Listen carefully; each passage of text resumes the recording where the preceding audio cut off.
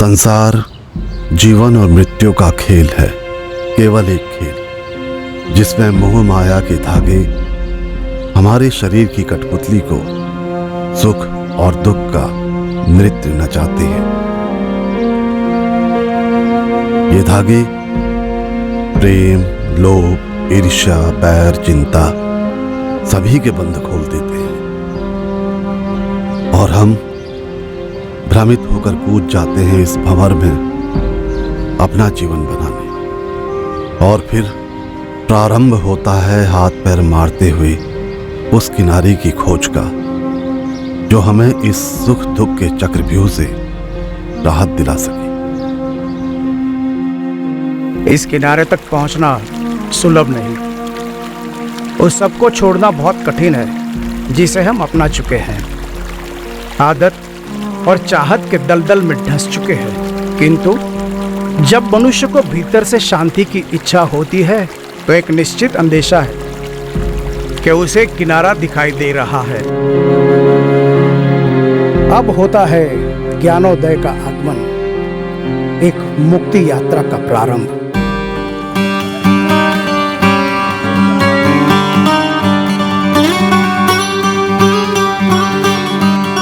जो आज के लिए नहीं जिया वो जिया अभी तक क्या जिया। जब सबकी जिंदगी एक दिन खत्म होनी ही है तो फिर खुल के जियो। ये जिंदगी अगर खेल है तो जीतने के लिए खेलो। जमाने का कोई डर या दायरा ना पालो, अपनी मर्जी के मालिक बनो। बस वही करो जिसमें खुशी हो, जो ढेर सारा मजा दे।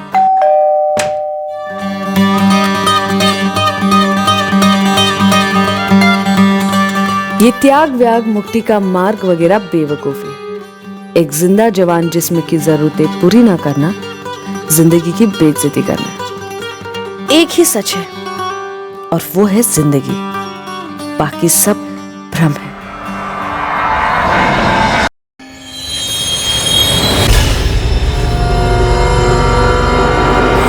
मैडम जी, ये मोहन जायसवाल है, पुष्पा जी और नारायण काका का बेटा। ये रईस लोग हैं मैडम। चंदर, तुमने यहाँ इसे ऐसे ही लटके हुए देखा था? हाँ मैडम, आज सवेरे देखा था। दूर से देखा तो कुछ समझ नहीं आया, पर पास जाके देखा तो उसका खून ठंडा पड़ चुका।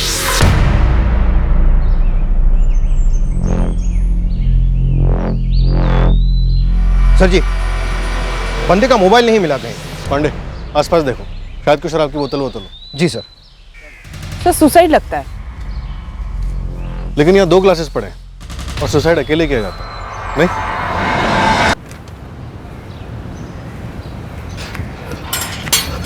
माँ जी। क्या हुआ चंदर?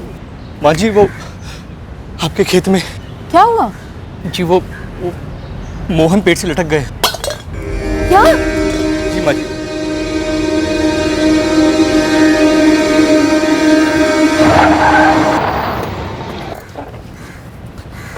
कंफर्म सुसाइड है। प्राइमा फेसी तो यही है सर, लेकिन एक डाउट है। कैसा डाउट? मौका वारदात से शराब के 2 ग्लासेस मिले। जो किसी और के भी हो सकते हैं। हो सकता है मोहन जायसवाल से कनेक्टेड ही ना हो सकता है सर, लेकिन अगर मोहन की बॉडी से अल्कोहल मिला तो? देखते हैं पोस्टमार्टम रिपोर्ट क्या कहती है, मर्डर या सुसाइड। मेरा बेटा मोहन आत्महत्या क्यों करेगा? पुष्पा जी, हम ये कैसे बता सकते हैं? मैं आपसे पूछ नहीं रही हूँ, मैं आपको बता रही हूँ कि मेरा मोहन आत्महत्या नहीं कर सकता। अच्छा ये बताइए, वो खेतों में क्यों गया? कब गया? किसके साथ गया? कल शाम करीब 7:30 बजे गया था। कौन था साथ में? ये नहीं बताया उसने। लौटने में देर होगी अम्मा, बाहर ही खाना खा लूंगा। अरे 10 मिनट में बन जाएगा खाना, खा कर जा। नहीं अम्मा, चलता हूँ। अरे पर कहाँ जा रहा है, क्या काम है? जरूरी काम है अम्मा, आप टेंशन ना लो। पुष्पा जी, मोहन रात को घर नहीं लौटा, आपको टेंशन नहीं हुई? मुझे क्या पता था कि अब वो लौटेगा ही नहीं। तो इस तरह से उसका अक्सर घर ना लौटना हमेशा होता था? नहीं, वो कई बार अपने दोस्तों के साथ रह जाता था रात को। शराब? नहीं, मेरे सामने तो कभी नहीं पी। और उसके जीवन में ऐसा कुछ नहीं था जिसके कारण वो खुदकुशी करे। कुछ गड़बड़ है मैम। सुसाइड करना भी गड़बड़ ही होता है, और अगर आपको ऐसा लगता है कि कोई और बात है तो हम जरूर पता करेंगे। आपके पति कहाँ हैं? पुष्पा जी, मोहन के पिताजी वो यहाँ क्यों नहीं आए?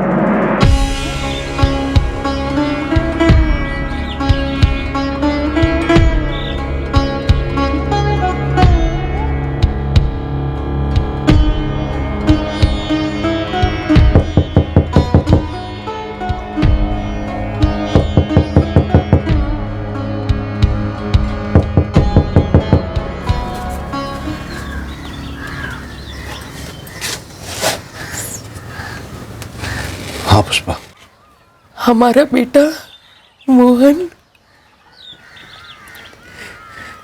वो नहीं रहा, उसकी लाश मिली है खेत पर पेड़ से लटके। पुलिस का कहना है उसने आत्महत्या की है। उसकी अपनी यात्रा थी, हम सब यात्री हैं। कोई अपनी मंजिल पर पहले पहुंचा तो उसके लिए रोना क्यों? मोहन रात को खेत पर किसके साथ जा सकता था? मुझे पता नहीं मैडम, शायद राहुल को पता होगा। राहुल मोहन का दोस्त है? आपके पास नंबर है उसका? नहीं, मोहन का दोस्त नहीं, वो हमारा दूर का रिश्तेदार है। शायद मोहन के मोबाइल में आपको उसका नंबर मिल जाएगा। हमें अभी तक मोहन का फोन नहीं मिला है। वैसे हमने उसके कॉल रिकॉर्ड्स मंगवाए हैं। ये राहुल रहता कहाँ है? मुझे समझ में नहीं आ रहा मैडम कि मोहन ने ऐसा क्यों किया। पहले उसके पापा घर छोड़कर चले गए, फिर मोहन ने ये, बेचारी पुष्पा अकेली रह गई। देखो राहुल, 23 जुलाई की रात को मोहन खेत में अकेला नहीं था। हमें पूरा शक है कि वो किसी के साथ बैठ के पी रहा था, और हमें ये भी डाउट है कि ये सुसाइड नहीं है। मोहन किसके साथ था मैडम? वही मैं तुमसे पूछ रही हूँ। मोहन काफी करीब था तुम्हारे। आप मुझ पर शक कर रही हैं? मैं तुमसे पूछ रही हूँ क्योंकि तुम मोहन के सबसे करीब थे, तो शायद तुम्हें पता हो उस रात वो खेत में बैठ के किसके साथ पी रहा था। मैडम मैं शराब टच तक नहीं करता, लेकिन हाँ मोहन अक्सर अपने दोस्त विकास प्रसाद के साथ पीता था। सर कहीं और बैठकर पी रहे होंगे, फिर लास्ट पैक ग्लास में पकड़कर खेत पहुंचे हों और खाली बोतल पुरानी जगह ही छोड़ दी हो। या सर ऐसा भी हो सकता है कि वो लास्ट किसी बार में पी रहे हों और फिर वहाँ से पैक बनाकर सीधा खेत पे पहुँचे हों, इसलिए शायद आपको बोतल ना मिली। अमित, सलीम, केस का पोस्टमार्टम करना ये हमारा काम। तुम लोग आसपास के सारे ठेकों में पता करो कि 23 जुलाई की रात को मोहन किसके साथ बैठकर पी रहा है, और बार्स में भी चेक करो। विकास प्रसाद तुम ही हो? जी जी मैडम। तुम्हारा दोस्त मोहन मर गया, तुम घर नहीं गए उसके? मैडम वो थोड़ा काम में बिजी था ना, मैं इसलिए टाइम नहीं निकाल पाया। 23 तारीख की रात को तो बड़ा टाइम निकाल पाए थे, उसके साथ बैठकर जमकर पी थी। चल उठा रस्सी और बता कैसे फंदा बनाया था। सर मैं उस रात मोहन के साथ था ही नहीं। बेटा रस्सी उठा, रस्सी उठा और बता कि कैसे फंदा बनाया, कैसे गांठ बांधी, कैसे अपने दोस्त को जिंदा पेड़ पर लटका दिया जो नशे में धुत था। सर आप कह रहे कि वो मेरा दोस्त था, तो मैं अपने दोस्त को कैसे मार सकता हूँ जान से? अक्सर गहरी दुश्मनियां गहरी दोस्ती से ही पैदा होती, और रंजिश की गांठ को फांसी का फंदा बनने में ज्यादा वक्त नहीं लगता। सर मेरी और मोहन की कोई रंजिश नहीं थी, हम तो बहुत पुराने दोस्त थे। तेरी मोहन के घर पे और हॉस्पिटल में गैर मौजूदगी इस बात का सबूत दे रही है। मैडम मैंने आपको पहले से ही कहा है, मैं उस रात काफी बिजी था। और नजरें क्यों चुरा रहे हो? मेरी आंखों में देखकर बोलो कि तुम उस दिन बिजी थे। पिछले 1 महीने से हम दोनों में अनबन चल रही थी। वो हम जानते हैं। दिनेश साहब पहली बार पे चौका लगा है, सीधा उसी बार पे पहुंचा हूं जहां मोहन का बैठना फिक्स था। किसके साथ बैठता था? अपने दोस्त विकास प्रसाद के साथ। लेकिन साहब कुछ दिनों से दोनों यहाँ दिखे नहीं थे, और 23 जुलाई की रात को तो पक्का वो यहाँ नहीं आए थे। और क्यों बैठना बंद किया दोनों ने? ये तो साहब सलीम ने खुद निकाला है, वही बताएगा। हाँ दिनेश सर, ये विकास प्रसाद यहीं चौरीपुर में ऑटो स्पेयर पार्ट्स की दुकान चलाता है। अब इसको हाईवे से लग के दुकान लगानी थी। एक गाला भी देख रखा था इसने, जो कि इसके दोस्त मोहन जायसवाल का था, लेकिन मोहन ने वो किसी कमल विश्वकर्मा को दे रखा था किराए पे।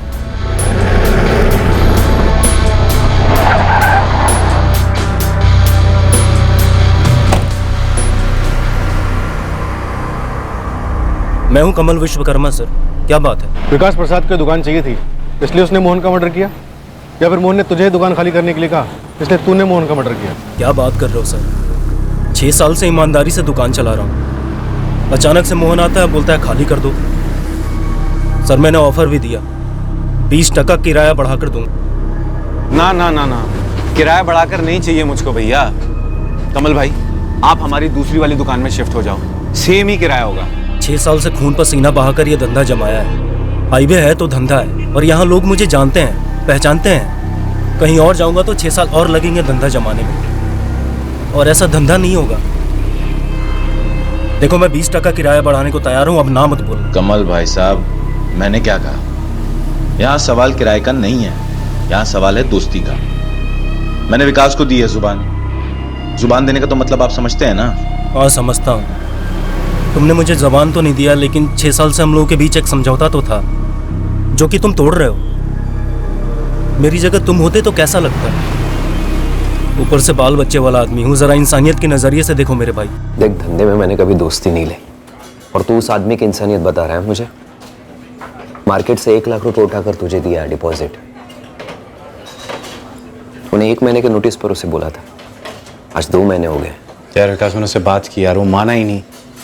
6 साल पहले मेरे पिताजी से उसने दुकान ली थी, बस इसी बात का राग गए जा रहा है। और मेरे 1 लाख के ऊपर सूद चढ़ा जा रहा है, उसका क्या? और वो तेरे 1 लाख तो मैं तुझे कल ही वापस करता हूँ। सॉरी दोस्त। देख मोहन, तू दोस्त वोस्त तो बोली मत मुझे। एक दुकान मांगे थे किराए पर तेरे से, वो भी नहीं दे सका तू मुझे। क्या करता? उस कमल भाई को धक्के मार के निकलवा देता उसकी दुकान से, उसका सारा माल बाहर भिजवा देता। क्या करता बोल? नहीं हो सकता था तो जुबान क्यों दी? और जब दे दी तो जमीन आसमान एक कर देता मुझे देने के लिए। तेरी जगह अगर मैं होता ना मोहन, तो मैं ऐसा ही करता। और उसके बाद हम लोग नहीं मिले सर। मेरे डिपॉजिट के पैसे भी उसी के पास थे, पूरे 1 लाख। अब पता नहीं उसकी माँ देगी कि नहीं। और आप लोग मेरे ऊपर स्टोरी बनाए जा रहे हैं सर।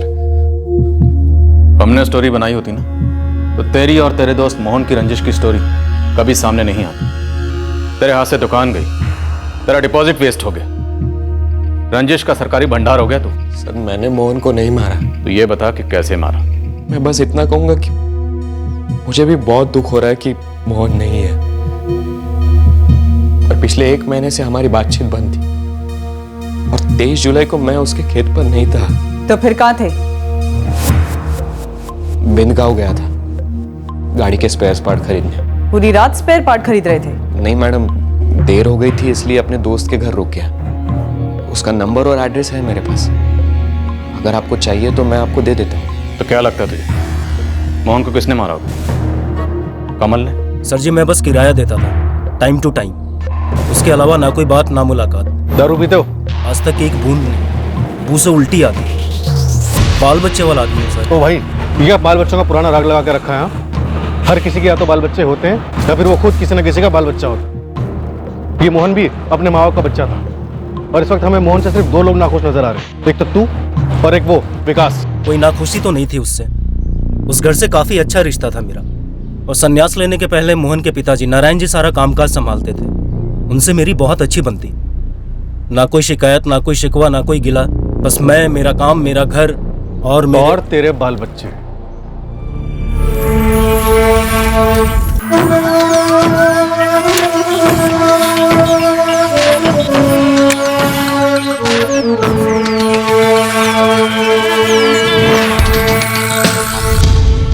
दिनेश सर विकास के फोटो के साथ घुमा, चौरीपुर से लेकर पाठक नगर तक, एक भी शराब की दुकान नहीं छोड़ी।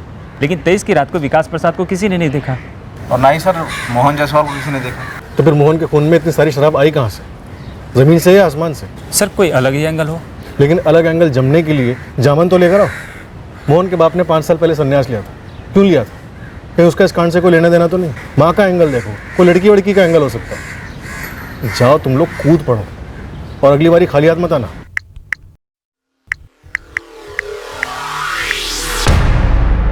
The number you have called is currently switched off. 44576981 ये नंबर आपकी कंपनी के सिम कार्ड का है। इस नंबर की मुझे पूरी डिटेल चाहिए, और इस कस्टमर के पिछले 2 महीने के कॉल रिकॉर्ड्स भी चाहिए। पुष्पा जी, आपके बेटे मोहन की जिससे लास्ट बात हुई थी, वो नंबर ना विकास प्रसाद का है, ना ही कमल विश्वकर्मा का है। ये नंबर उसी का होगा जिससे वो मिलने गया होगा 23 जुलाई की शाम को। मुझे नहीं मालूम वो कौन था, मोहन ने मुझे कुछ नहीं बताया। देखिए पुष्पा जी, आप कह रही हैं कि मोहन सुसाइड नहीं कर सकता, कुछ गड़बड़ है। बिल्कुल, हमें भी यही लगता है। आपके बेटे को किसी ने मार डाला है। पर क्यों? किसे परेशानी थी मेरे बेटे से? पुष्पा जी, आपके पति नारायण जी, मोहन के पिता, ऐसी क्या परेशानी थी उनके जीवन में जो उन्होंने संन्यास ले लिया, आपको मोहन को अकेले छोड़ दिया? कुछ तो हुआ होगा जीवन में। काफी संघर्ष किया अपने आप के साथ पुष्पा, इस निष्कर्ष पर पहुंचते। मैं सारी माया से मुक्ति चाहता हूं। मैंने संन्यास लेने का फैसला किया है। हमसे बिना पूछे, बिना बात किए आप ये कैसे ले सकते हैं फैसला? मैं सबकी सोच नहीं अपना सकता पुष्पा, पर मैंने सबके लिए सोच रखा है। आज शाम सबको यहां बुलाया है, आज ही बंटवारा होगा। कोई खाली हाथ नहीं जाएगा सिवाय मेरे। मेरे बारे में क्या सोचा है आपने? मुझे तो अभी मोहन की शादी देखनी है, उसके बच्चों को खिलाना है सारी दुनिया की तरह, और आपके साथ जिंदगी जीनी है मुझे। तुम जैसे चाहो वैसे अपनी जिंदगी जीने के लिए आजाद हो, बस मेरे फैसले में कोई दखल मत देना तुम। देखिए, आपको जो भी संन्यास लेना ना वो आप ले लीजिए, पर घर छोड़ के मत जाइए, यहाँ रहिए ना हमारे साथ। ये साथ ही तो सबसे ज्यादा चुभता है पुष्पा। अब साथ सिर्फ नाथ के साथ है। वो तो मोहन को अग्नि देने भी नहीं आए। नारायण जायसवाल को ऐसी कौन सी चिंता सता रही थी जो बेवक्त नाथ का साथ पाने चले गए? और कहीं यही चिंता उनके बेटे मोहन को तो नहीं सता रही थी, लेकिन उसने सन्यास की जगह सीधे समाधि ही ले ली। सर, सुसाइड का एंगल तो लगभग रूल आउट ही करते हैं। 23 जुलाई की शाम को मोहन को जिस नंबर से फोन आया था वो कंटिन्यूअसली स्विच ऑफ है। सर, कुछ तो गड़बड़ है। नारायण जायसवाल रईस आदमी था, खेत, दुकानें, घर वर सब उसने अपनी मेहनत से कमाए हुए पैसों से खरीदा था। फिर सर अचानक 5 साल पहले उसने संन्यास ले लिया, क्यों? जायसवाल परिवार की पूरी हिस्ट्री खंगालो और मोहन जायसवाल को जो फोन आया था उसकी डिटेल निकलो। कत्ल हुआ है तो जाहिर सी बात है कोई न कोई वजह तो होगी। आदर्श, तुम अगर होमवर्क टाइम पर पूरा कर रहे हो तो फिर ये टीचर नोट पे नोट क्यों भेज रही है? टीचर ऐसी ही है। अच्छा, और तुम एकदम पढ़ाकू और मेहनती है ना? मम्मी, किसी का भी होमवर्क टाइम पे नहीं होता। रुक, कल पूछती हूँ तेरे सारे दोस्तों से। नहीं। चुपचाप नाश्ता कर। अरे, काम पे जाने के लिए देरी नहीं हो रही? नहाए भी नहीं हो अब तक? नहीं, आज मेरा मूड नहीं है, छुट्टी मार रहा हूँ मैं। हफ्ते में 3 दिन तो मूड नहीं होता आपका, बस छुट्टी पर छुट्टी। अरे छुट्टियों का क्या लंगर लगा हुआ है? अगर काम से निकाल देंगे ना तो लंगर में ही खाना खाना पड़ेगा। चल अब दिमाग मत खा, समझी? जाओ, आदर्श को स्कूल छोड़ के आ जा। अरे आप देर से जाओ पर काम पर तो जाओ। तू जा ना, मेरा मूड बनेगा तो जाऊंगा मैं। सिर मत खा मेरा, जा।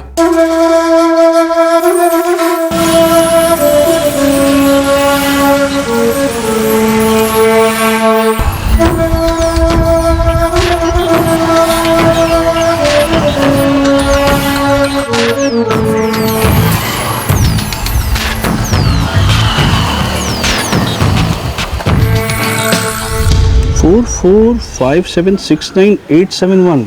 नहीं जी, ये मेरा मोबाइल नंबर नहीं है और मेरा नाम विवेक मिश्रा भी नहीं है। सर, पूरे मोहल्ले में कोई भी विवेक मिश्रा नहीं मिला। और सर 18 जुलाई को ये नंबर 12 से खरीदा गया। उसके बाद इस सिम से सिर्फ एक कॉल किया गया 23 जुलाई को मोहन को। अच्छी खासी क्रिमिनल कॉन्स्पिरेसी नजर आ रही है, प्रोफेशनल। एक फर्जी सिम से सिर्फ एक ही कॉल किया गया। मोहन को जरूर लालच दिया गया होगा। हाँ भाई, बैठते हैं, बिल्कुल बैठते हैं। बोलो, कहाँ मिलना है? तेरे खेत से और बेहतर जगह नहीं है भाई, उसी पेड़ के नीचे मिलते हैं। विलायती जापानी स्कॉच लाया हूँ। वाह चीते, तूने तो दिल खुश कर दिया। तलब लग गई है। अच्छा सुन, कुछ देर में मिलता है, ठीक है? देर ना करना। कॉल फर्जी नंबर से भले ही किया गया हो, लेकिन कॉलर जान पहचान का ही होगा, क्योंकि मोहन जायसवाल मिलने गया था। और सर उसका नाम मोहन ने अपनी माँ को नहीं बताया था।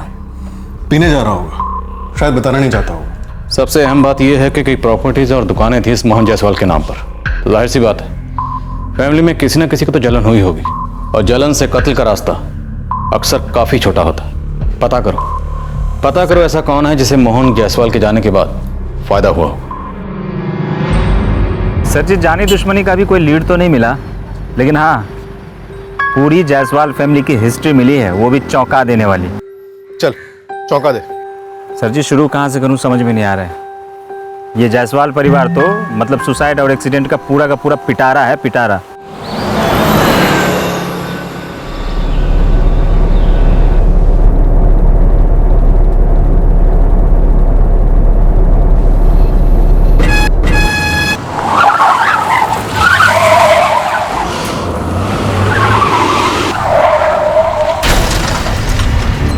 तो एक्सीडेंट में कुछ गड़बड़ थी?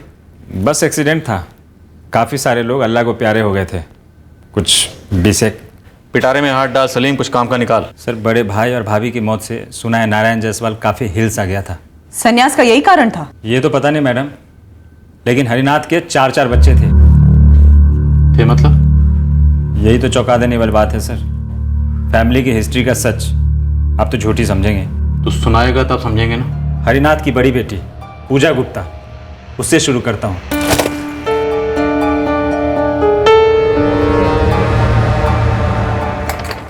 पूजा के बाद एक और बेटी थी उनकी, नीता दास। पूजा और नीता के बाद 2 बेटे, अरविंद जायसवाल और प्रतीक जायसवाल।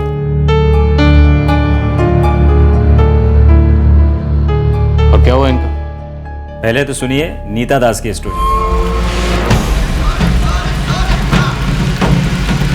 नीता दास की लाश मिली भौरा तालाब में, चित्रापुर में। 2012 में? जी। और उसे सुसाइड माना गया? केस दर्ज हुआ था कहीं? सर, चित्रापुर का केस था। आप लोग तो डिटेल्स आसानी से निकलवा सकते हैं। और सस्पेंस सुनिए, ये पहला और आखिरी वाकया नहीं था उस खानदान में। कोई और भी है? अरविंद जायसवाल, दोनों भाइयों में बड़ा और दोनों बहनों से छोटा। उसकी भी बॉडी मिली थी चित्रापुर के भौरा तालाब से 2014 में, नीता दास के मरने के ठीक 2 साल बाद।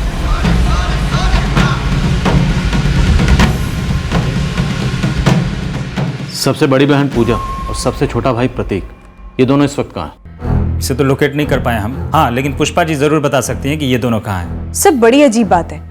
मोहन के अंतिम संस्कार के समय हमने अपने कांस्टेबल मल्ला को वहां रखा था। सभी लोगों की एक लिस्ट भी बनाई थी जो वहां आए थे, पर उसमें प्रतीक और पूजा तो दिखाई नहीं दिए।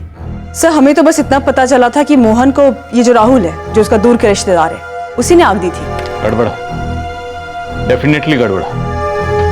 नारायण जायसवाल के भैया और भाभी एक्सीडेंट में मारे जाते हैं और उनकी मझली बेटी नीता और मझला बेटा अरविंद सुसाइड करते हैं। दोनों एक ही तालाब में डूबकर सुसाइड करते हैं 2 साल के अंतर में। पहले बहन, फिर भाई। और सर, अब इस मोहन के केस में भी लग रहा है सुसाइड है, पर आसार सारे मर्डर के नजर आ रहे हैं। तो शायद इस केस में भी पिछले दोनों केसेस की तरह सुसाइड दिखाने की कोशिश की गई, लेकिन एक्चुअली में मर्डर हो। चित्रापुर पुलिस स्टेशन से नीता दास और अरविंद जायसवाल, इन दोनों की 2012 और 2014 की फाइल निकलवा। साक्षी, सर, तुम हरिनाथ जायसवाल की सबसे बड़ी बेटी पूजा और सबसे छोटे बेटे प्रतीक, इन दोनों को ट्रैक करो। मैं जरा इस सन्यासी बाबा नारायण से भेंट करके आता हूं।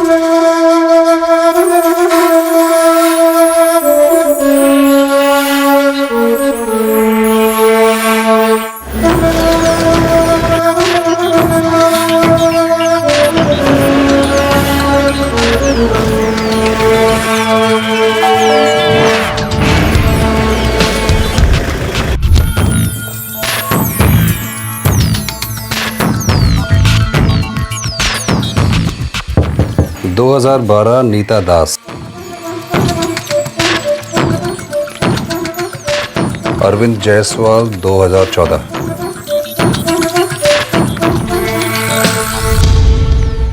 सर, दोनों केसेस क्लोज किए गए? हाँ, एक्सीडेंटल डेथ करार दिया गया और एडीआर भी फाइल हुआ। आगे कोई भी इन्वेस्टिगेशन नहीं हुई? किसी को कोई गड़बड़ नहीं नजर आई? भाई बहन 2 साल का गैप, एक ही जगह पे एक्सीडेंटल डेथ, ये तो टू मच हुआ ना सर? मैं एक्चुअली इस पोस्ट में 2015 से हूँ। मेरे आने से पहले एसएचओ रमेश चौबे यहाँ थे। ये दोनों केस वही दिख रहे थे। चौबे जी का नंबर है आपके पास? बिना पूछे मैं आपको क्या क्या बताती और क्यों। पुष्पा जी कमाल करती हैं आप। आपके परिवार में पहले 2 मौतें सुसाइड या एक्सीडेंट से हो चुकी हैं और आप हर बार इसी बात पे जोर देती आई हैं कि मोहन सुसाइड नहीं कर सकता। तो क्या पुष्पा जी आपको नीता और अरविंद के केस में भी यही लगता है कि उन्होंने सुसाइड नहीं किया है, उनका कत्ल किया गया है? देखिए, हमारा घर अनहोनियों का गढ़ है। जिस घर का आदमी जीवन के बीचों बीच संन्यास ले ले, उस घर के बारे में क्या कह सकते हैं। मेरे पति ने अरविंद और प्रतीक दोनों को अपना अपना हिस्सा दिया। नीता की शादी कराने में तो हमारा तेल निकल गया। पुष्पा जी, पहले नीता, फिर अरविंद और अब मोहन। हमें ये लगता है कि ये सारी मौतें मर्डर्स हैं जो कोई करवा रहा है। ये पूजा और प्रतीक कहाँ हैं? पूजा अपने पति कपिल के साथ गिरीश नगर में रहती है। नंबर और एड्रेस दीजिए, और प्रतीक का भी। आप नीता और अरविंद के देहांत की खबर तो निकाल पाई, प्रतीक के मौत की खबर नहीं निकाल पाई? प्रतीक 1 महीना पहले चल बसा है। क्या? जी। सुसाइड या एक्सीडेंट? एक्सीडेंट में मारा गया।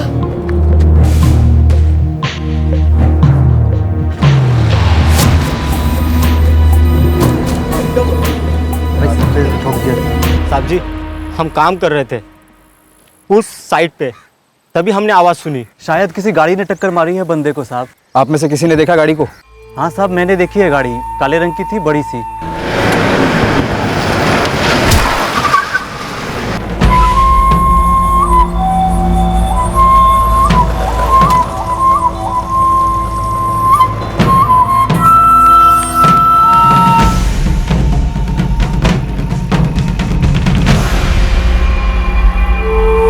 प्रतीक चौरीपुर छोड़कर पाठक नगर चला गया था, ऐसा मैंने सुना।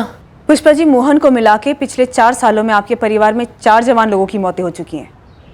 मेरे मोहन को किसने मारा है? पुष्पा जी, हमें ये लगता है कि ये वही है जिसने बाकी 3 लोगों को मारा है, और इसका पता हम सबूत के साथ लगाएंगे।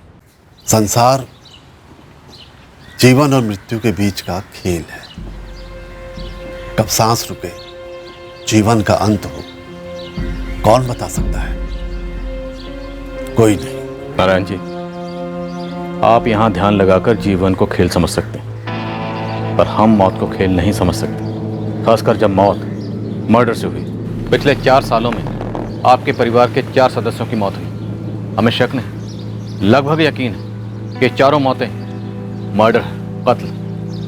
शुरुआत नीता से हुई, फिर अरविंद, फिर प्रतीक और अब मोहन। माजरा क्या है? पुष्पा ये चारों खबरें लेकर आई थी मेरे पास, मैंने सुना, छोड़ दिया। सब कुछ छोड़ चुका हूं मैं। सबसे पहले परिवार का स्नेह। और इस वैराग्य का कारण आपके बड़े भैया हरिनाथ और भाभी मंजू की मौत। सही पहचाना आपने। हरि भैया की मौत से मैं इतना डर गया, मानो आत्मा सिकुड़ गई। फिर लगा व्यर्थ है ये जीवन, जहां सांस लेते वक्त भय जाता हो और निकलते वक्त चिंता निकलती हो। बस त्याग दिया सब कुछ। और आपके पीछे आपके परिवार के 4 सदस्यों ने बेवक्त इस दुनिया को छोड़ दिया। आप मुझसे क्या जानना चाहते हैं इंस्पेक्टर? जो लोग गए हैं मैं उन्हें वापस बुलाऊं? पूछो उनसे कि भाई ऐसा क्या हुआ जो आप बेवक्त चले गए? जबकि बेवक्त कुछ होता नहीं है। कर्मों के काल चक्र में सब कुछ सही वक्त पे होता है।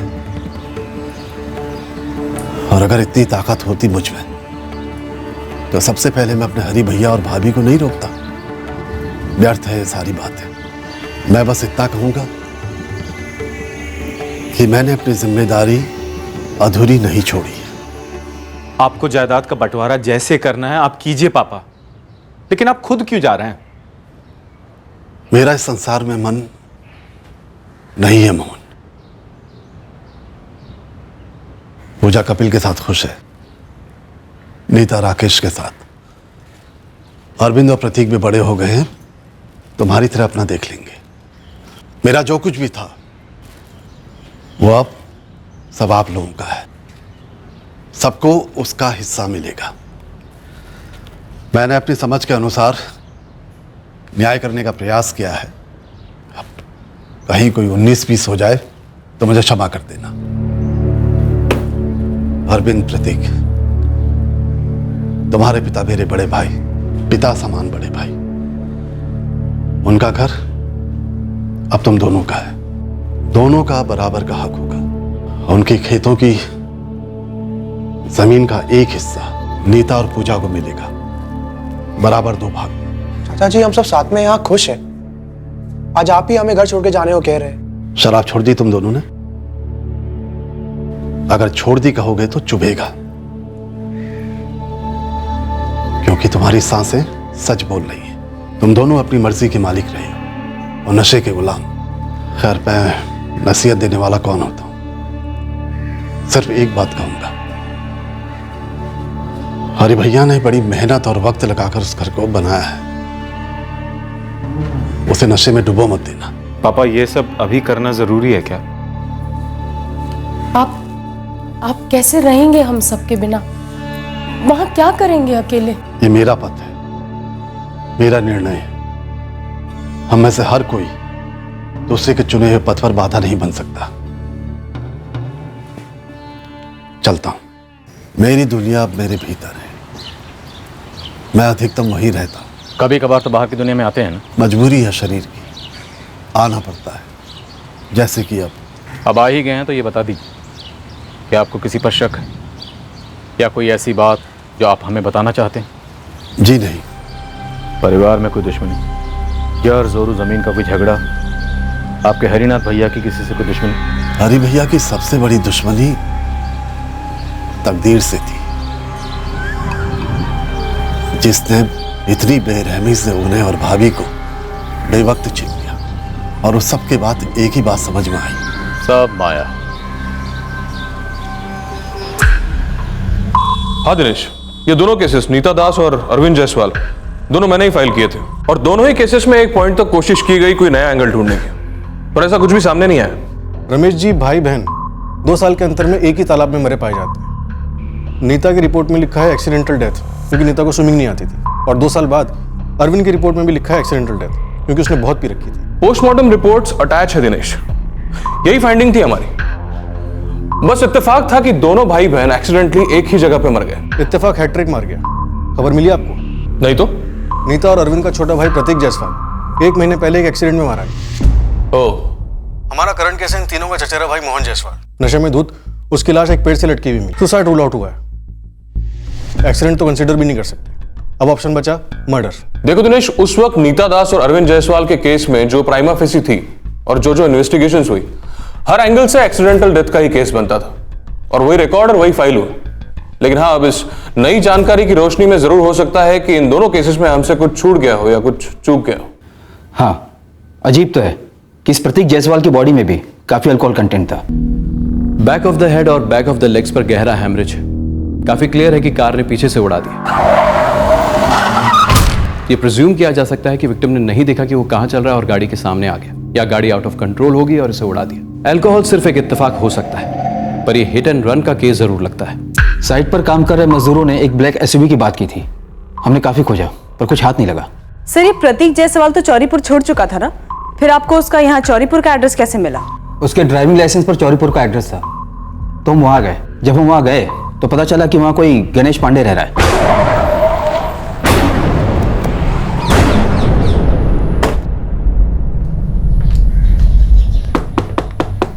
सर, मैंने 1 साल पहले ही प्रतीक जायसवाल से ये घर खरीदा है। उनका कल एक्सीडेंट हो गया। चल बसे। चल बसे? उनके ड्राइविंग लाइसेंस पे यहाँ का एड्रेस था, तो हम यहाँ आ गए। लेकिन सर, वो 1 साल पहले यहाँ से पाठक नगर शिफ्ट हो गए हैं। रुकिए, आप, मेरे पास उनके चाचा और उनके चचेरे भाई का नंबर होगा। अगर एड्रेस होगा तो वो भी? हाँ, कहीं लिखा होगा सर। सर, इतना ही नहीं, मेरे पास प्रतीक का पाठक नगर वाला एड्रेस भी लिखा होगा। मैं रुकिए, मैं देता हूँ अभी। हमें पाठक नगर का एड्रेस मिला तो हम उसके चाची के घर गए ही नहीं, बस एक कांस्टेबल भेजकर इन्फॉर्म कर दिया उनके भतीजे की मौत के बारे में। प्रतीक की बॉडी के साथ मोबाइल नहीं मिला, तो आपको शक नहीं हुआ कि कुछ गड़बड़ हो सकती है? हमारे माइंड में सबसे पहले मर्डर का ही एंगल बन रहा था, लेकिन जब हमने पाठक नगर में जाकर प्रतीक के कजिन मुकेश जायसवाल और उनकी वाइफ कामिनी से बात की तो पता चला कि एक्सीडेंट की पिछली शाम प्रतीक ने अपना फोन घर पर ही छोड़ दिया था, या शायद भूल गया।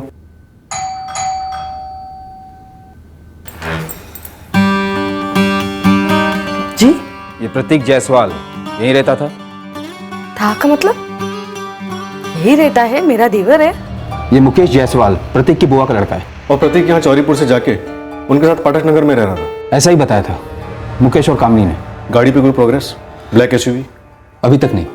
ये प्रतीक जायसवाल एक्सीडेंट केस, वहाँ नीता दास और अरविंद जायसवाल केस, और अब ये मोहन जायसवाल केस, ये चारों केसेस एक्सीडेंट या सुसाइड नहीं बल्कि किसी मर्डर की साजिश हो सकते हैं, और इस साजिश के पीछे कोई एक ही मास्टरमाइंड हो सकता है। जी हाँ, मैं नीता का पति बोल रहा हूँ, राकेश दास। आप जरा चित्रापुर से यहाँ चौरीपुर थाने आ जाइए, आपसे एक जरूरी बात करनी है। किस बारे में? आपकी पत्नी नीता के डेथ के बारे में। समझे सर कि हम एक ही परिवार से हैं, पर नीता, अरविंद, प्रतीक और मोहन की मौत से हमारा और पूजा का दूर दूर तक कोई ताल्लुक नहीं है। अरे हम तो उनके साथ तक नहीं रहते। देखिए कपिल जी, डरिए मत, हम आप पे कोई उंगली नहीं उठा रहे, सिर्फ कुछ रूटीन सवाल पूछने, प्लीज आ जाइए। क्या बात है, वो लोग हमें क्यों बुला रहे हैं? जी मुकेश सो रहे हैं, मैं उनकी पत्नी कामिनी बोल रही हूँ। वैसे उस गाड़ी का पता चला जिसने हमारे प्रतीक को उड़ाया? नहीं, अभी नहीं मिली, पर आपको और मुकेश को तुरंत वहां पाठक नगर से या चौरीपुर थाने आना ही होगा। क्यों? हमें शक है प्रतीक का एक्सीडेंट नहीं, कत्ल हुआ है। क्या? हमें लगता है कि ये कत्ल उसके चचेरे भाई मोहन के कथित आत्महत्या और उसके भाई अरविंद और बहन नीता के कथित एक्सीडेंट से जुड़ा हुआ हो सकता है। ये सब क्या कह रही हैं आप? कामिनी जी, अरविंद की मौत के बाद उसका पुश्तैनी घर सिर्फ और सिर्फ प्रतीक के नाम पर हुआ। उसके बाद उसने अपना चौरीपुर वाला घर बेच दिया और आप लोगों के परिवार के साथ पाठक नगर में किराए के घर पे रहने लगा। ये बात हमें खटक रही है। आप लोगों से कुछ सवाल करने होंगे, आपको यहाँ थाने आना ही होगा।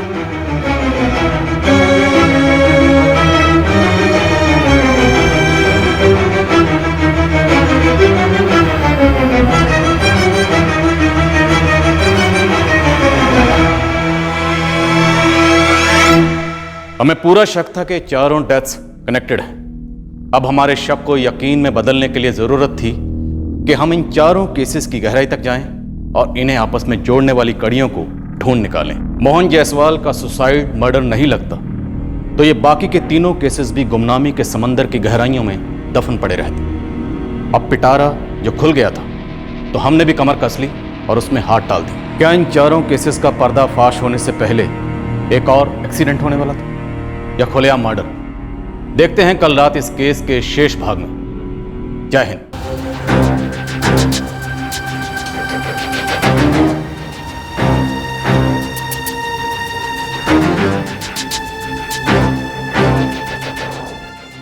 अब इन चौड़ीपुर वालों को क्या पूछना है?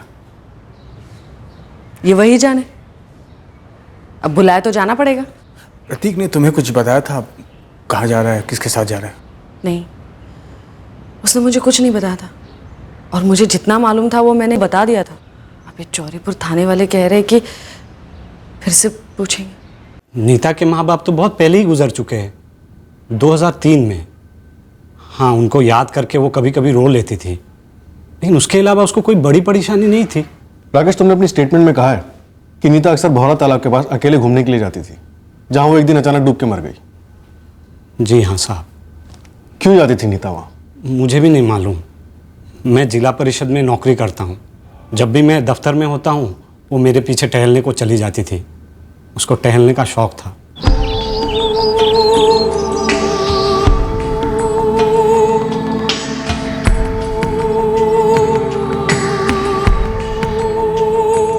शनिचर हो या और कोई छुट्टी हो, वो मुझे भी घसीट के ले जाती थी वहाँ।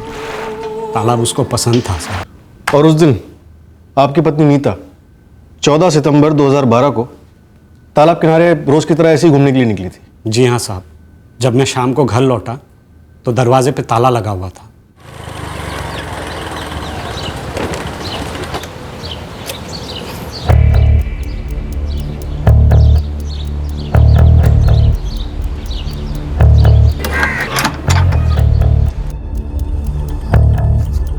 मैंने काफ़ी इंतज़ार किया नीता के लौटने का।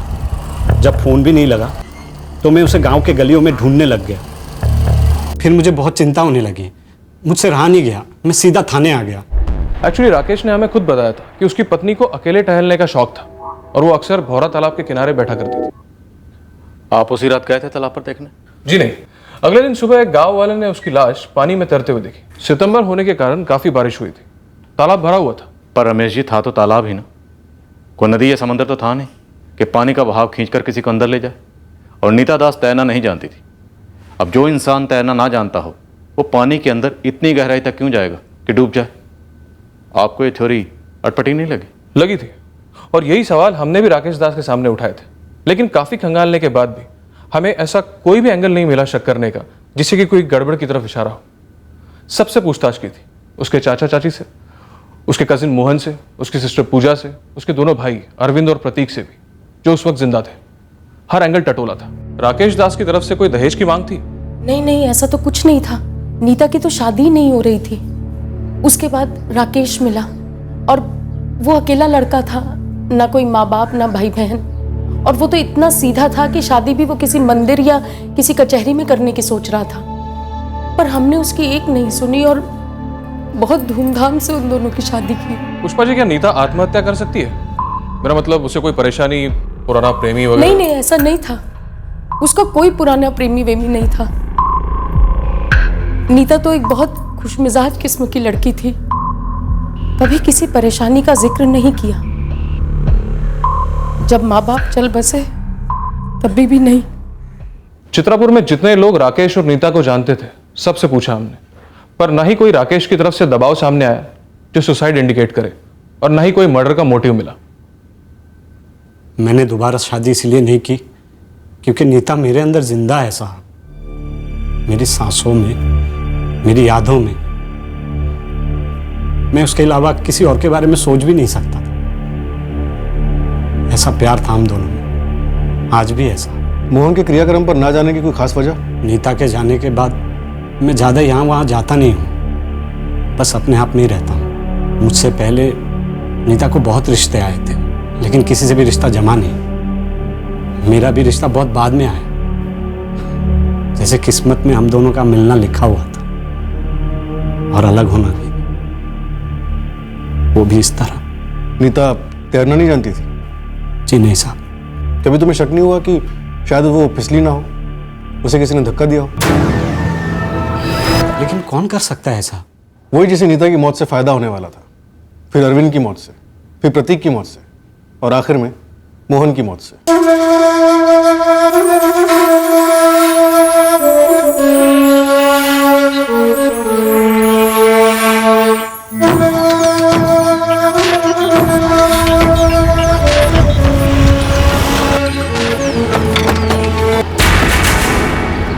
क्या बात है कपिल जी, थाने आने में बड़ी आनाकानी कर रहे हैं? क्यों है मैडम जी, जब इस सब से हमारा कोई लेना देना ही नहीं है। नीता से लेकर मोहन, ये सभी जिस परिवार से जुड़े हुए थे उसी परिवार से आप भी हैं। इन चारों की मौत से इनके हिस्से की जायदाद किसको जाती? आपको? नहीं नहीं नहीं, आप ये गलत सोच रही हैं। चाचा जी ने सब में जायदाद बराबर से बांट दी थी, हमें इसमें से कुछ नहीं मिलता। और अरविंद और प्रतीक ने तो लगभग सारा पैसा पीने में ही उड़ा दिया था। गुस्सा था आपको कि सारी जायदाद सबको बराबर मिली, काबिलियत और ज़रूरत के हिसाब से नहीं। ये जुमली आप हम पर उठा रही हैं, ये जवाब है आपके सवाल का कि हम दोनों मोहन के अंतिम संस्कार में क्यों शामिल नहीं हुए। एक एक करके जायसवाल परिवार के सभी वारिसों की मौतें हुई हैं कपिल जी, पर आपको कुछ नहीं हुआ पूजा जी? वही तो, इसी बात का तो डर लगा हुआ है हमें कि पता नहीं अगला नंबर कहीं मेरा या इनका ना हो। आप नहीं समझ सकती कि हम पर क्या बीत रही है। ऊपर से वो अरविंद और नीता एक ही तालाब में। धीरज जी, इत्तेफाक तो नहीं हो सकता, ये हमें भी लगा था, क्योंकि जब अरविंद की बॉडी मिली तो मर्डर का एंगल ही सामने आया था। सर ये क्या कह रहे हैं आप? प्रतीक, फिर से पूछ रहा हूँ, जिस तरह तूने अरविंद को डुबाकर मार डाला, वैसे ही नीता को मारा था। नीता तो तैरना नहीं जानती थी, लेकिन अरविंद जानता था, इसलिए तूने अरविंद को इतना पिलाया कि वो तैरने के लायक ही नहीं रहा, है ना? सर क्या बकवास है ये सर। नीता दी से मैं सालों से मिला नहीं था, और अरविंद भैया तो कल दोपहर को ही घर से निकल गए थे। मैं तो अकेला घर पर बैठकर पी रहा था सर।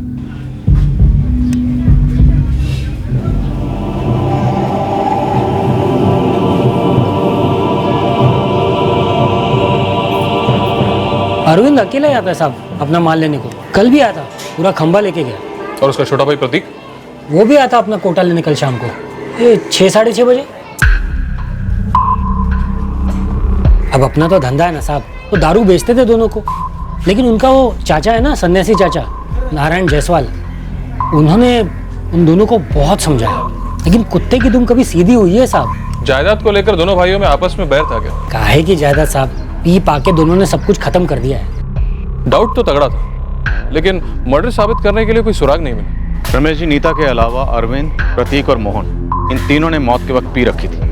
अब सवाल यह है कि इन्होंने पी रखी थी या इन्हें पिलाई गई थी जानबूझ के, ताकि ये मौत एक्सीडेंट लगे। लगता है किसी ने इनके पेकड़ होने का पूरा फायदा उठाया। ऐसा लग रहा है जैसे कोई शराब पीछा कर रहा है जायसवाल परिवार का। आप ही सोचिए ना, प्रतीक चौरीपुर से पाठक नगर चला गया, लेकिन फिर भी मौत ने उसका पीछा नहीं छोड़ा। और जब प्रतीक की मौत की खबर आई तो हमारे हाथ पैर ठंडे पड़ गए, और फिर मोहन। प्रतीक पाठक नगर शिफ्ट हो गया उस मुकेश और कामिनी के साथ। क्यों? ये तो हमें नहीं मालूम मैडम जी।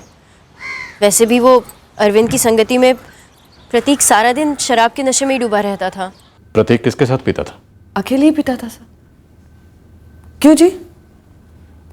हाँ साहब, और वैसे उसने हमको कभी बताया भी नहीं कि किसके साथ पीता था। या वो यहाँ चौरीपुर से अपना मकान बेच के आप लोगों के साथ क्यों आके रहने लगा? दरअसल वो हमारे साथ रहने नहीं आया था, हम ही उसके साथ रहने लगे थे।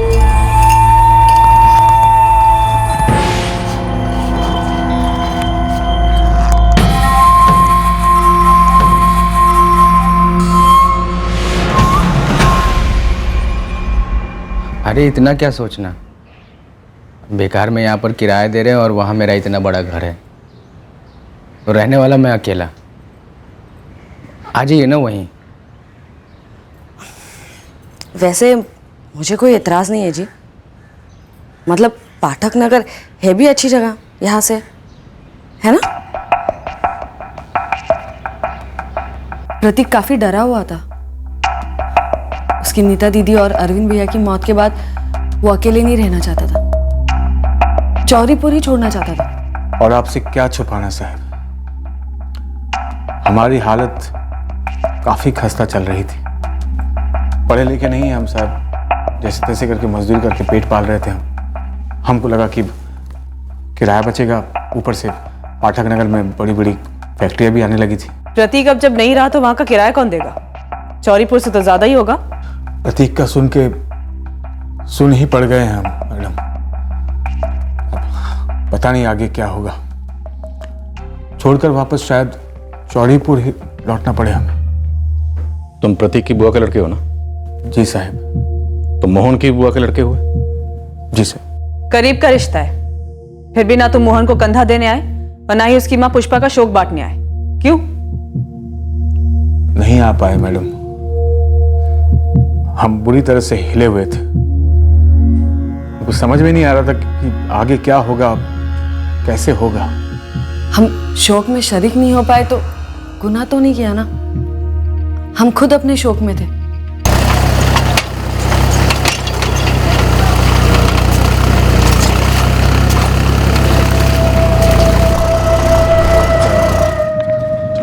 सलाम साहब। प्रतीक ने अपनी बाकी सारी जमीन शराब में गंवा दी, बस एक टुकड़ा बचा है। 20,000 आ जाते थे इससे महीने के।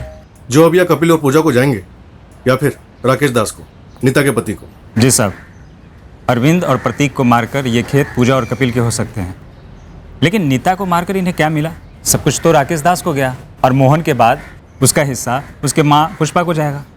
27 जुलाई को जिस फर्जी नंबर से मोहन को विवेक मिश्रा के नाम से फोन आया था, उस वेंडर को ट्रेस किया, खूब कूटा पर कुछ निकला नहीं। प्रॉपर्टी का भी कोई एंगल बन नहीं रहा सर। अरविंद और प्रतीक पहले ही सब कुछ पी चुके थे, और नीता का जो कुछ भी था वो राकेश को गया। अब शायद राकेश को हटाने का प्लान बन रहा। सर, राकेश के बाद सारी प्रॉपर्टी पूजा और कपिल को जाएगी, और अब पूजा और कपिल को भी रास्ते से हटाने का प्लान बन सकता है सर। मोहन की प्रॉपर्टी पुष्पा जी को जाएगी, शायद अगला टारगेट वही हो। 4 मौतें हो चुकी और पूरी पॉसिबिलिटी है कि चारों मर्डर्स हैं। पहले 2 वाकयात के बाद ही गहराई में जाने की जरूरत थी। खैर, हम एक और मौत अफोर्ड नहीं कर सकते। दिनेश, तुम्हें ये प्रॉपर्टी वाला एंगल सही नहीं लगता? सर, जो ग्राउंड रियलिटी है उससे तो नहीं लगता। तो जो भी ग्राउंड रियलिटी है उसे टटोलो, क्योंकि मेरा इंट्यूशन कहता है कि किसी ने जिंदगी और मौत के बीच का खेल शुरू किया है, और यह खेल बीच में ही रुका है।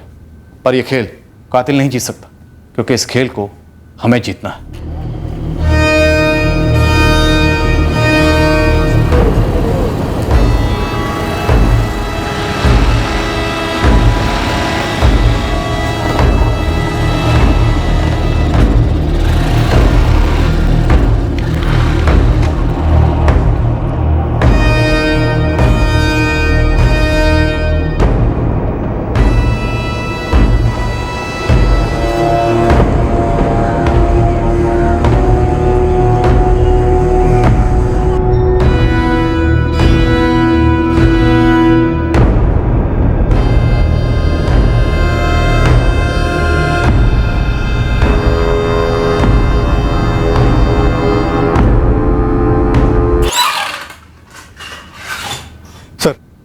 इस जायसवाल फैमिली के जिंदा बचे लोगों के फोन रिकॉर्ड से एक बात तो साबित है कि लोग आपस में अच्छे से टच में थे। पूजा और कपिल राकेश के साथ और राकेश कामिनी के साथ इन लोगों की अक्सर बातें होती थी। सर ये सभी एक ही परिवार के हैं, तो आपस में टच में रहना कोई बहुत ज़्यादा शक करने वाली बात तो है नहीं। पर सर एक बात तो है जो खटक रही है। क्या साक्षी? सर 24 जुलाई के बाद, यानी कि मोहन के मर्डर के बाद, इन सबकी आपस में एक बार भी बात नहीं हुई है। इंटरेस्टिंग। आगे? सर राकेश कामिनी और मोहन के साथ एक नंबर रेगुलर टच में रहता था। किसका है नंबर? राहुल जायसवाल का, इनका दूर का रिश्तेदार है। मोहन को अग्नि इसी ने दी थी। 24 जुलाई के बाद कोई भी रिश्तेदार टच में नहीं रहा और इनमें से कोई भी मोहन जायसवाल के फ्यूनरल में शामिल नहीं हुआ। क्यों? क्योंकि सर शायद ये हमारी नजर में नहीं आना चाहते हो। सर मुझे ये लगता है कि अगर हमने मोहन के केस को मर्डर केस नहीं माना होता तो शायद ये जो पहले 3 मौतें हुई हैं ये हमारी नजर में नहीं आती। सर पहले इन्वेस्टिगेशन में नीता, अरविंद और प्रतीक की मौत एक्सीडेंट या सुसाइड रिपोर्ट किए गए थे, लेकिन एक बात का फर्क है सर, नीता और अरविंद के केसेस में कोई भी आई विटनेस नहीं थे, जबकि प्रतीक के केस में थे साइट पर काम करने वाले मजदूर। Not exactly Dinesh. हो सकता है कातिल ने बड़ी चालाकी से यहाँ भी कत्ल को एक्सीडेंट का लिबास पहना दिया। मैंने प्रतीक की डेथ फाइल देखी, उन मजदूरों ने ब्लैक एसयूवी को जाते हुए देखा, एक्सीडेंट के वक्त नहीं। तो हो सकता है लोकल पुलिस ने 2+2 की थ्योरी के हिसाब से प्रिज्यूम कर लिया, जैसे नीता दास और अरविंद जायसवाल के केसेस में बिना आई विटनेस के होते हुए भी उन केसेस को सुसाइड मान लिया। सर एक बात तो है जो मुझे बहुत पहले से पिंच कर रही थी। ये प्रतीक रहता था पाठक नगर में, पर एकाएक 21 जून को ये पंचनगर के हाईवे पे कैसे पहुंच गया, और वो भी इतने नशे में उसका सो कॉल्ड एक्सीडेंट हुआ। मुझे स्ट्रांगली लग रहा है कि चारों कत्ल हैं और आपस में कनेक्टेड है। जरूर 4 साल पहले ऐसा कुछ हुआ जिसके चलते सबसे पहले नीता को रास्ते से हटाया गया। ये जिंदगी और मौत का खेल 4 साल पहले शुरू हुआ होगा। पहली कठपुतली तभी नचाई गई होगी। पुष्पा, ग्रस्त आश्रम से सन्यास की ओर जाने वाला रास्ता एक तरफा है। जब यहां आकर रहोगी तो संसार के चक्रव्यूह का भंवर फिर से बनेगा। मोहन के जाने के बाद ये अकेलापन मुझे खाए जा रहा है। मैं जीऊं तो किसके लिए जीऊं? ये सारे सवालों का जवाब हर इंसान को अकेले ही सुलझाना होता है। मैं तुम्हारी कोई मदद नहीं कर सकता। मेरी जिंदगी का वो अध्याय अब खत्म हो चुका है। किस मिट्टी के बने हैं आप? ऐसे कैसे खून का रिश्ता खत्म कर सकते हैं? आपको कोई फर्क नहीं पड़ता? आपके खानदान में पूजा के अलावा अगली पीढ़ी का कोई नहीं बचा है। कोई आता नहीं है, कोई जाता नहीं है। सभी कर्मों के चक्रव्यूह में एक पायदान से दूसरे पायदान आगे या पीछे बढ़ते हैं। सभी की अपनी यात्रा है। अब उसमें दुखी होकर तुम अपना अकेलापन और बढ़ाओगी। तो क्या मैं भी जान दे दूं? डूब कर मर जाऊं या लटक जाऊं? आवेश में आकर कड़वी बातें कर रही हो। ध्यान लगाया करो। अपने अंदर भीतर चली जाओ। तुम्हें जिंदगी का मकसद समझ में आ जाएगा। ये सारे मोह माया के धागे काट कर तुम भी मुक्ति के मार्ग पर आगे बढ़ सकती हो। जीवन भर की कठपुतली बने रहना इंसानी शक्ति का अपमान है पुष्पा।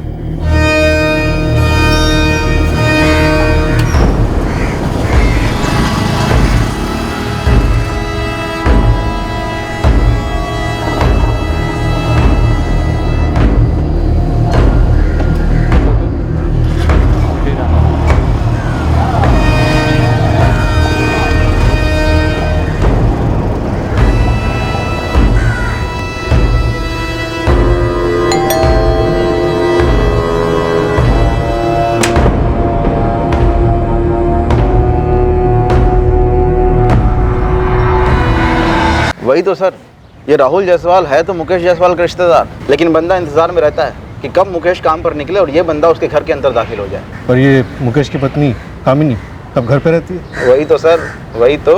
बच्चा भी तो है। बच्चे को स्कूल छोड़ने जाती है और जाने से पहले इशारा करती है इस राहुल को। इशारा करते ही राहुल घर के अंदर। कई बार तो घंटों बाहर फील्डिंग करता रहता है।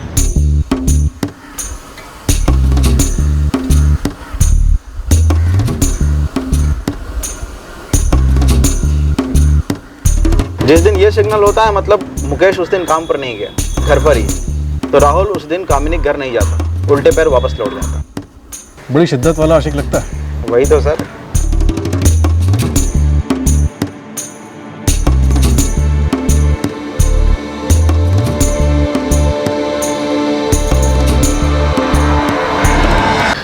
आशिकी है तो ज़रूरी नहीं कि हमारे 4 मर्डर केस से उसका कोई लेना देना हो। तो फिर तेरे पास हुक्म का कोई इक्का है? फिलहाल तो नहीं है सर, लेकिन एक तुक्का मारो। काम है तेरा, जल्दी बोल।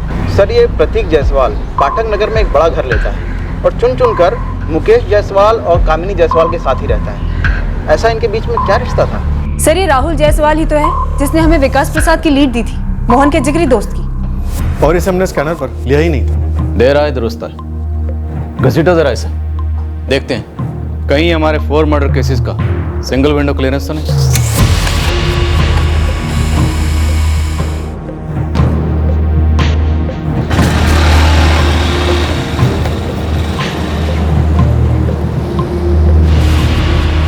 देख सलीम, बड़े बाबू के नाक के नीचे से पेपर निकलवाना मतलब जिंदगी और मौत का सवाल है। ओ जय बाबू, 4 मौतें हुई है, केस कोयले पर है। अरे यार उसे मुझे क्या लेना देना?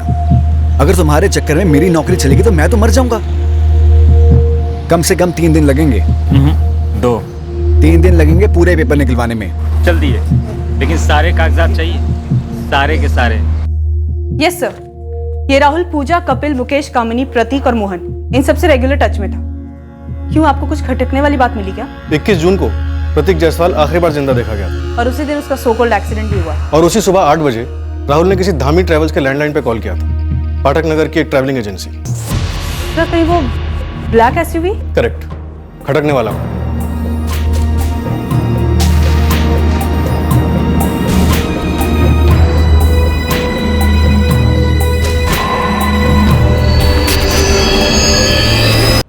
तो तू दोस्त है राहुल जायसवाल का, सुरेश धामी? जी हाँ। 21 जून को ये ब्लैक एसयूवी राहुल जायसवाल ने बुक की थी? जी। प्रदीप जी, ये गाड़ी शायद आपके राडार से छूट गई। जी लगता तो ऐसा ही है। सर बात क्या है?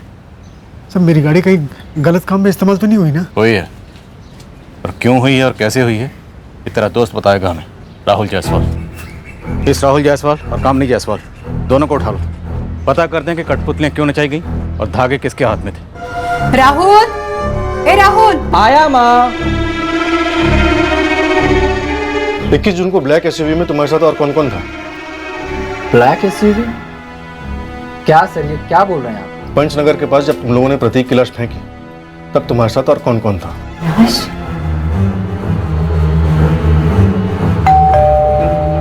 जी आदर्श स्कूल में है ना? हाँ। लेकिन क्या हुआ? वो ठीक तो है ना? बिल्कुल ठीक है आदर्श। मुकेश से कहना वो उसे स्कूल से लेके आए क्योंकि हम तुझे लेने आए हैं। मुझे? लेकिन क्यों? ये तुझे भी पता है क्यों, और मुकेश को भी पता है क्यों। मुकेश से कहना कि हमारे आदमियों ने उसकी साइड पे नजर रखी हुई है, तो आदर्श के साथ भागने की कोशिश तो कतई ना करे, वरना जेल में उसकी टांगें तोड़ दी जाएंगी। तुम्हारी गर्लफ्रेंड कामिनी सब कुछ कबूल कर चुकी है। उसने कबूल किया है कि प्रतीक के मर्डर में वो शामिल थी। मर्डर, एक्सीडेंट नहीं। अगर तू चाहता है कि तेरे हाथ पैर सलामत रहें, सब कुछ सच सच पक दे। झूठ बोल रहा है राहुल। तो तू सच बोल, रोका किसने है? बोल, तूने मारा प्रतीक को या राहुल ने? मैं प्रतीक को क्यों मारूंगी? राहुल क्यों मारेगा? वो आप उससे पूछिए ना। मतलब राहुल ने मारा है ना? तुम्हारा एक कांस्टेबल है राम सिंह, सस्पेंडेड है। जानते हो वो सस्पेंड क्यों हुआ? उसने एक मुजरिम के ये जो दोनों कान होते हैं सर वो उखाड़ दिए थे। सर मुकदमा अभी भी चल रहा है। सर उसे कभी कभी यहाँ बुला लेते हैं तो जैसों की मालिश करने के लिए। राहुल सर तेरा पर्दा गिर गया है। बोल।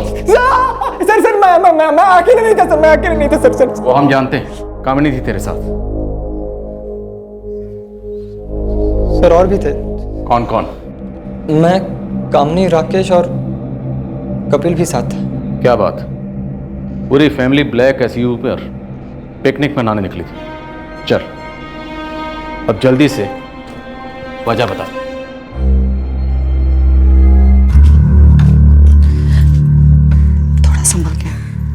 वो घर पर है। अरे प्रतीक, आजा आजा। कैसे हो भाई? मस्त हो मुकेश भाई एकदम। आप कैसे हैं? भाई जिंदा है तेरी भाभी की राज में। प्रतीक चाय लोगे? हवा भी पिला दो।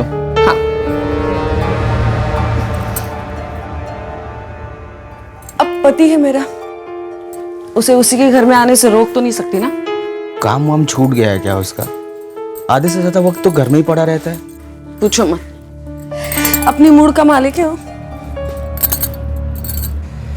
एक काम करें, अगर हम लोग एक साथ एक ही घर में रहे तो? बढ़िया, लेकिन वो यहाँ चौरीपुर में नहीं हो सकता। तो प्रतीक का खुद का घर बेचना और पाठक नगर में एक बड़ा घर लेना, ये सब तेरा आइडिया था ना? नहीं, उसी का था। तरसता था मेरे लिए।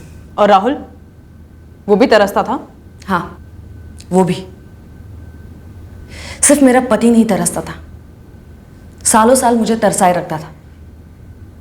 हर औरत को हर किस्म का सुख मिलना चाहिए। अबे ओ, हर औरत की बच्ची, ये अपना फालतू का ज्ञान ना अपने पास रख और मुद्दे की बात कर। ये राहुल और प्रतीक तेरे पे पैसा उड़ाते थे ना? आप मुझे वेश्या साबित करना चाहती है? वेश्या काम करती है, अपना पेट पालती है और अपने परिवार का पेट पालती है, खून नहीं करती वो। मैंने खून नहीं किया है। वैसे ये राकेश और कपिल, ये भी तेरी तरस मंडली के मेंबर थे? मैंने कहा ना आपसे, दुनिया पागल थी मेरे पीछे, सिवाय मेरे पागल पति के।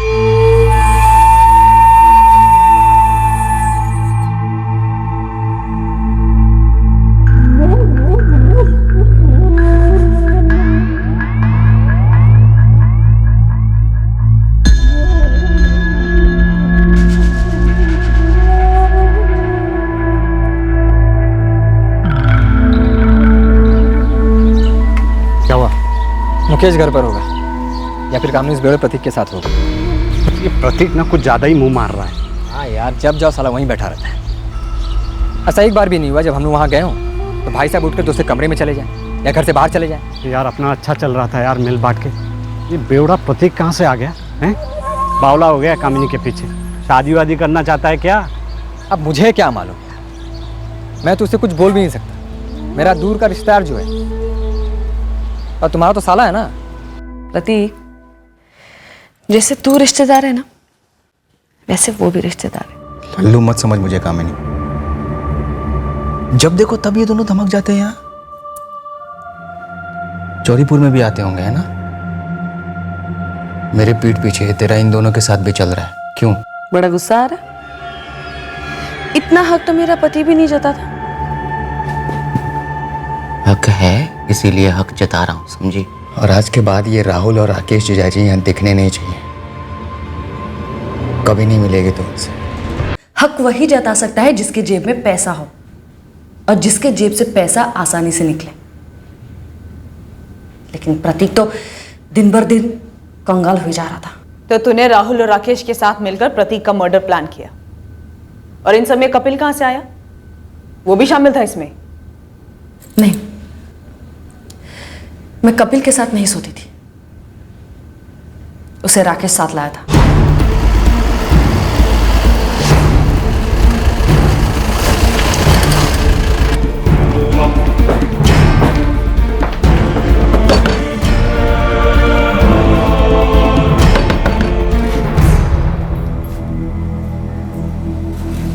अब क्या है जी? चलो, तुम्हें दारू पिलानी है। क्या? हाँ, ठीक उसी तरह जैसे तुमने प्रतीक को दारू पिलाई थी 21 जून को। प्रतीक मुझसे और राकेश से बहुत चिढ़ता था। वो हमारे साथ पीता नहीं था। ये पीने पिलाने वाला पैंतरा तुम लोग काफी वक्त से काफी लोगों पे आजमा चुके हो। सर, ये पिलाने वाला आइडिया राकेश का था। पी के वैसे ही सारी जायदाद खत्म कर चुका है वो, ऊपर से कामिनी के साथ मुंह काला कर रहा है, सो अलग। और काफी पैसे तो उसने कामनी पे उड़ा दिए, समझ रहे हैं ना? देखो, प्रतीक के पास जितने भी खेत वेत बचे हैं ना, उससे अच्छा खासा पैसा आ जाता है। प्रतीक के बाद वो सब हम दोनों का हो जाएगा, हक से। मतलब प्रतीक के बाद? हाँ, प्रतीक के बाद। क्या बोलते हो साड़ू भाई?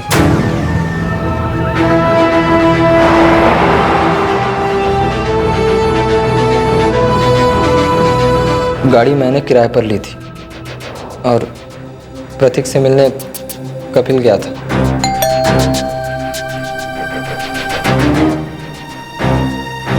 सच सच बता कामिनी, ये कपिल भी तेरी आशिकों की लिस्ट में था ना? मैं आपको बोल चुकी हूँ कि वो नहीं था। वो अपनी बीवी से बहुत प्यार करता था। उसे सिर्फ प्रतीक को दारू पिलाने के लिए शामिल किया गया था।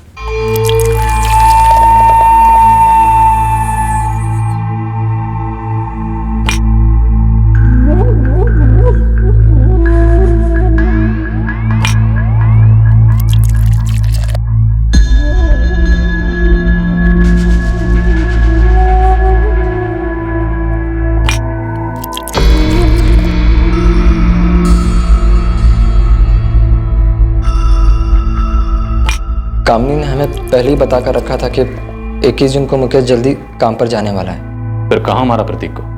श्यामबाग के पीछे। और प्रतीक को वहां लाए कैसे?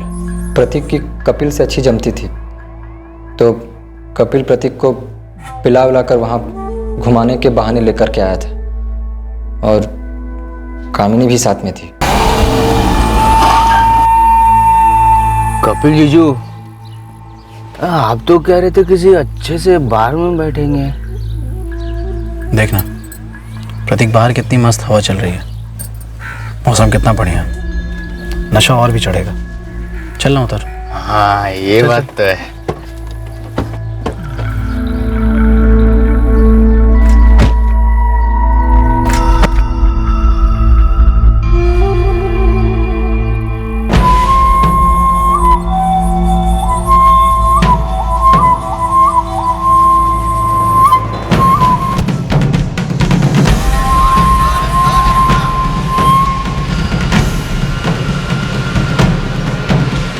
लोगों को एक्सीडेंट लगेगा। क्यों?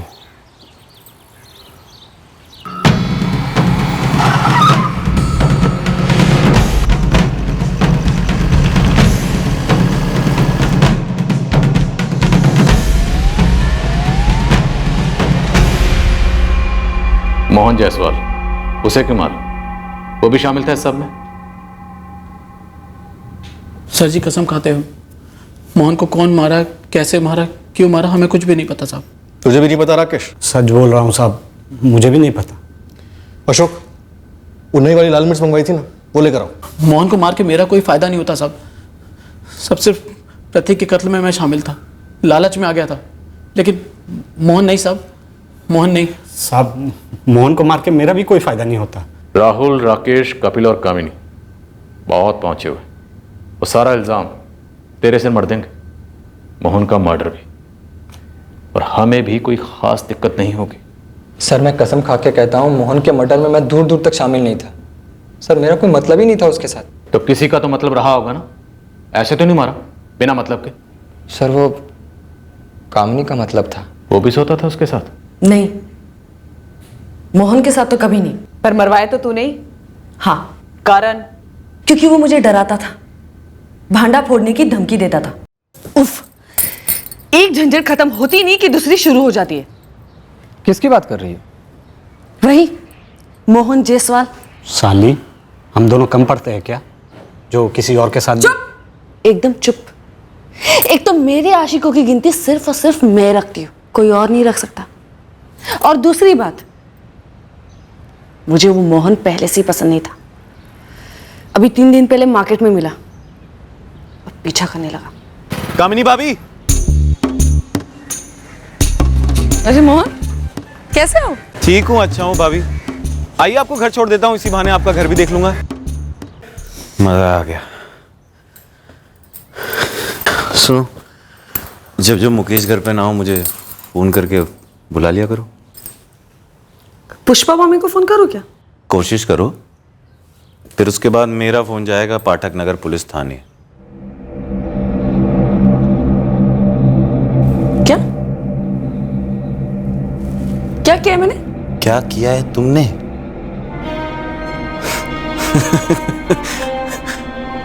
सब कुछ तुमने ही किया है। 21 जून को मेरी प्रतीक से बात हुई थी, हम मिलने वाले थे पर मिले नहीं, क्योंकि कपिल जीजा जी उससे मिलने आ रहे थे। और ये बात तुमने पुलिस को तो बताई नहीं। कोई नहीं, पुलिस तुमसे पूछेगी, कपिल से भी पूछेगी कि ये पहले क्यों नहीं बोला। और क्या छुपा रहे हो? आंखें और कान तो सबके पास होती है कामिनी। भाभी, पर हर कोई मुकेश भैया जैसा नहीं होता। साले के कान, नाक और आंखें सब बंद कर देना चाहती हूँ।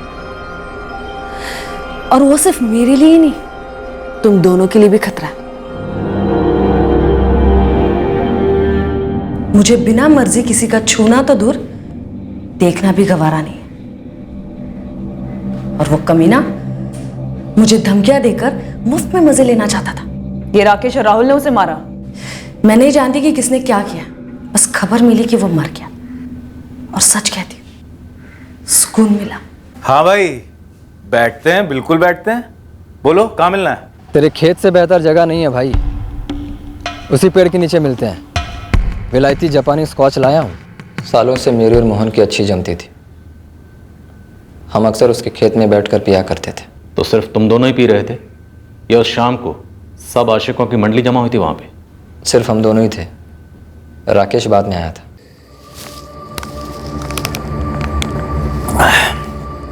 कमाल की चढ़ी है बे। ये कहाँ से लाए जापानी दारू? मेरा एक दोस्त लाया एयरपोर्ट से। ये ले, एक और घूंट मार। बस बस बस बस बस बस, बस। Cheers।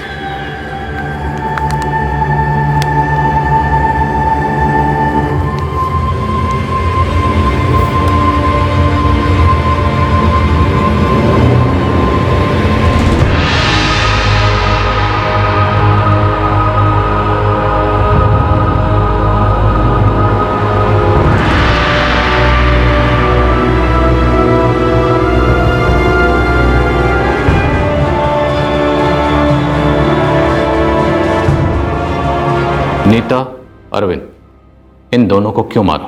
सर, नीता दीदी और अरविंद का मुझे सच में नहीं पता है सर। सर, अगर आपको यकीन नहीं हो रहा है तो आप राम सिंह को बुला लो सर। मेरे कान उखाड़ दो या जो करना है करो सर। जब कुछ पता ही नहीं है सर तो क्या बोलूं?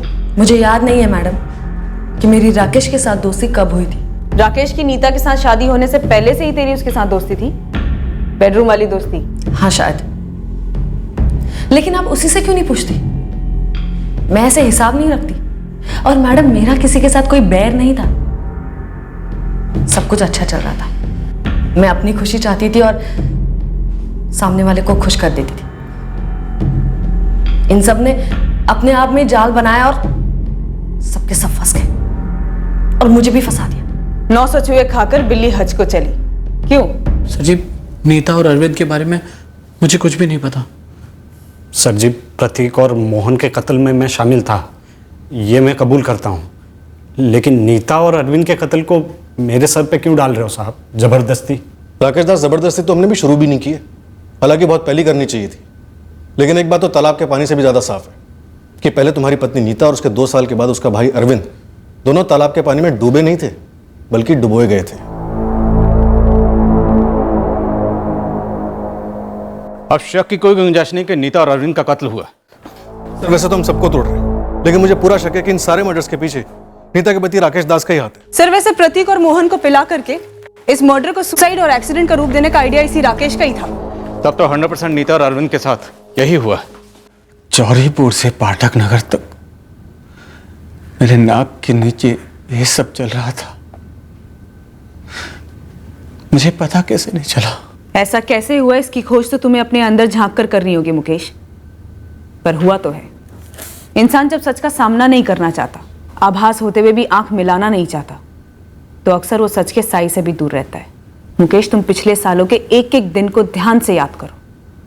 कितनी बार सच ने तुम्हें दस्तक दी होगी और कितनी बार तुमने सुन के भी अनसुना कर दिया होगा।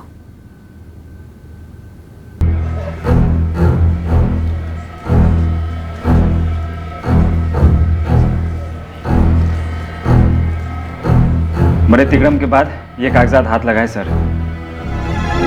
इस कमीने राकेश दास ने नीता से शादी करने के 1 हफ्ते बाद ही उसका 25 लाख का बीमा करवाया था 2010 में। और उसके बाद उसने पूरे 2 साल इंतजार किए और फिर अपनी बीवी को मार डाला। हाँ मैम, क्लोजर रिपोर्ट के लिए पीछे पड़ा था चित्रापुर थाने में। इंश्योरेंस उड़ा लिया शाह ने। सर, इस राकेश पर हमारा डाउट तभी जाना चाहिए था। कोई बात नहीं, 4 साल की कसर एक ही बार में पूरी करें। सॉलिड धुलाई करो इसकी। इससे नीता का सच हुआ, अरविंद का तो अपने आप बोल देगा। बोनस।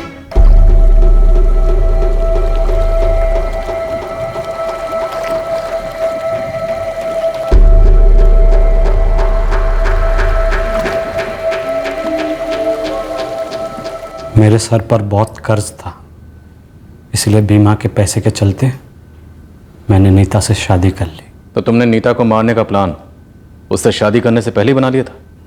जी हाँ। और कामनी के साथ तेरा रिश्ता शादी से पहले से था? तो कामिनी भी इस बीमा के पैसों के लिए किए गए मर्डर में शामिल थी? नहीं, इन सब में वो लोग कोई भी शामिल नहीं थे। वो तो उस दिन वो तालाब पर थी और मुझे मौका मिल गया।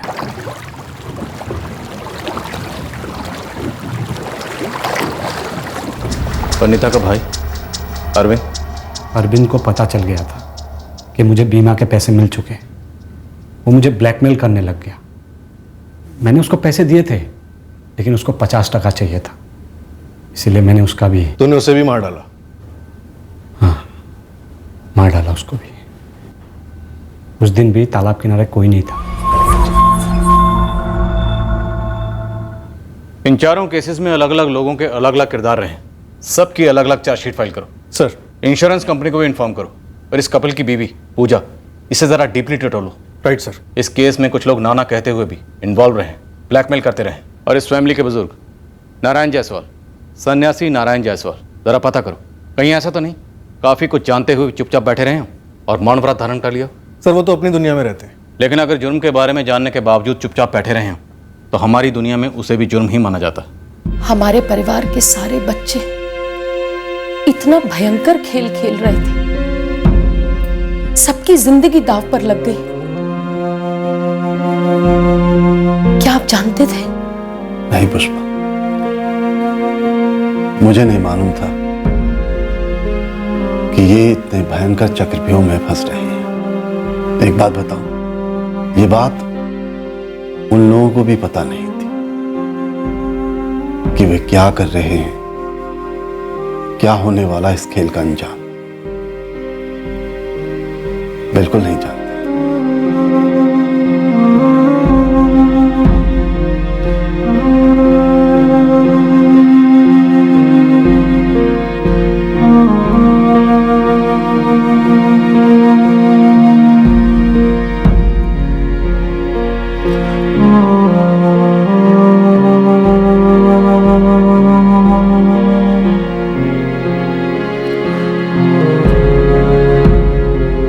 किसी की जान ले लेना किसी भी सूरत में कोई खेल नहीं है, और जुर्म करने के बाद इस उम्मीद में बैठे रहना कि कभी पकड़े नहीं जाएंगे, खेल नहीं, बेवकूफी है। कानून और पुलिस एक आध बार फिसल सकते हैं, पर इससे कभी मुजरिम अपने जुर्म से फिसल कर भाग नहीं सकता। इंसान का बनाया कानून इंसानियत और कुदरत के नियमों से ही प्रेरित है। हर कर्म का एक निर्धारित फल होता है और हर जुर्म का एक ही फल है, किए की सजा। जय हिंद। क्राइम पेट्रोल्स के और भी दिलचस्प कहानी देखने के लिए हमारे चैनल को सब्सक्राइब करें और बेल आइकॉन दबाना न भूलें।